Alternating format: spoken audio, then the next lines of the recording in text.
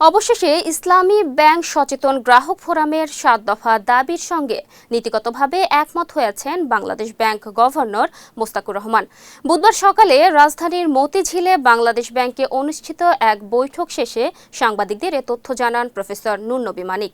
তিনি জানান, মঙ্গলবার ব্যাংকের ভুক্তভোগী শেয়ার হোল্ডার ও গ্রাহকদের পক্ষ থেকে ৭ দফা দাবি সংবলিত স্মারকলিপি দেওয়ার পর বিষয়টি ইতিবাচকভাবে গ্রহণ করে গভর্নর বৈঠকের উদ্যোগ নেন। বৈঠকে গভর্নর দাবিগুলো মনোযোগ দিয়ে শোনেন এবং নীতিগতভাবে একমত পোষণ করেন। এ সময় ইসলামী ব্যাংক সচেতন গ্রাহক ফোরামের পক্ষ থেকে গভর্নরকে ধন্যবাদ জানানো হয়। তিনি জানান, আমাদের স্পষ্ট দাবি হলো, যারা আর্থিক অনিয়ম বা কেলেঙ্কারির সঙ্গে জড়িত তারা কোনোভাবেই ইসলামী ব্যাংকের চেয়ারম্যান বা পরিচালনা পর্ষদে থাকতে পারবেন না। পাশাপাশি ব্যাংকের বোর্ড হবে নৈতিক, পেশাদার এবং দলনিরপেক্ষ ব্যক্তিদের সমন্বয়ে।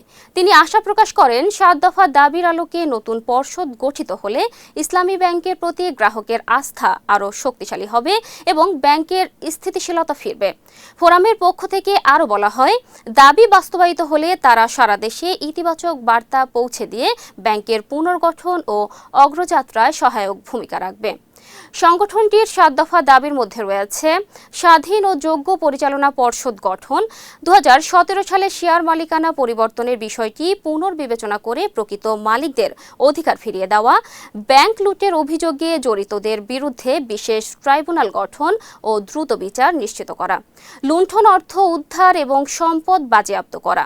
এছাড়া ব্যাংক খাতে অস্থিরতা ও আতঙ্ক দূর করতে বিতর্কিত সিদ্ধান্ত থেকে বিরত থাকা, ব্যাংক কোম্পানি আইনের ১৮/ক ধারা সংশোধন এবং ব্যাংক সংক্রান্ত বিভ্রান্তিকর রাজনৈতিক বক্তব্য প্রত্যাহারের দাবিও রয়েছে ওই ৭ দফায়।